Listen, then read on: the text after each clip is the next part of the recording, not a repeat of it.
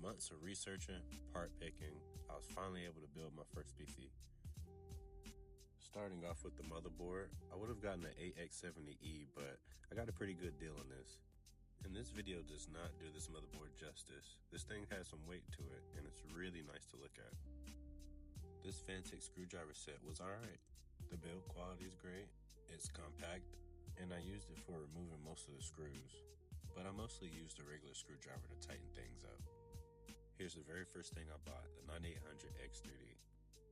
Felt like I was doing surgery holding this thing, and I was stressed about putting it in because of some of the videos I watched. But it wasn't that bad, it just fit right into place. Here's the CPU contact frame I got. I guess you get better temps and a little bit of thermal paste protection, but mainly I got it because I liked the way it looked. You already know about the RAM sticks. I actually had to go back and peel the plastic off.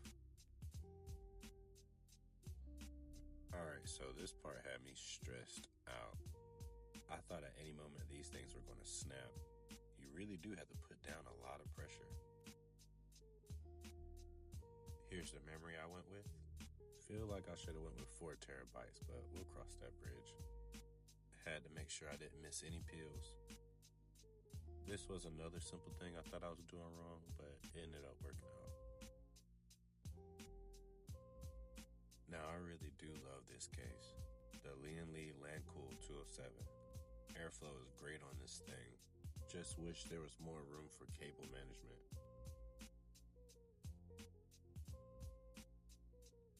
Doing my best to not drop this thing in the case. Had to take the pre-installed fans out to make room for my IQ Link system. I had no trouble fitting the new fans, and I got the thicker IQ Link 140mm fans, as well as the reverse 120mm Corsair fans.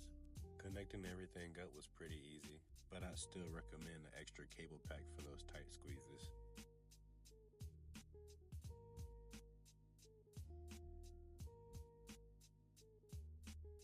And here I have the Corsair IQ Link Titan 360. This is the one without the extra connection on the radiator. I didn't realize it when I bought it, but there are a few ways around it, so it worked out.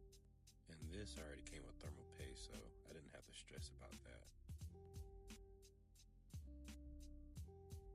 Trying to be extra careful to not damage the radiator. Installing the pump was pretty simple, but I still felt like I was doing it wrong. And as you can see, there was no way I was using an electric screwdriver on this.